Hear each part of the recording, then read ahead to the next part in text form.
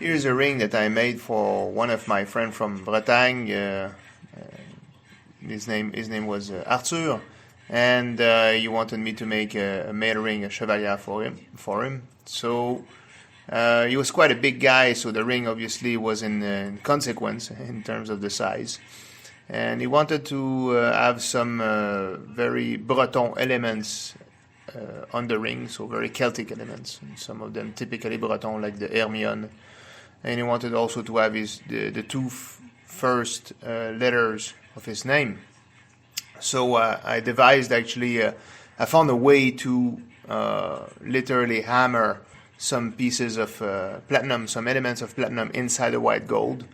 Platinum being more soft than white gold, it worked pretty well. So this is what we're seeing here. My Chinese worker in Shanghai just firing off the excess platinum to go down to the 18K white gold. Now we see all the two letters and the three Hermione starting to appear.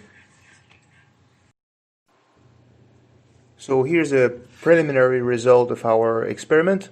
So it came out very nice actually. The platinum went well inside the white gold. We saw the letters, the Celtic designs on the sides. This side here just needs a little bit more finishing and filing.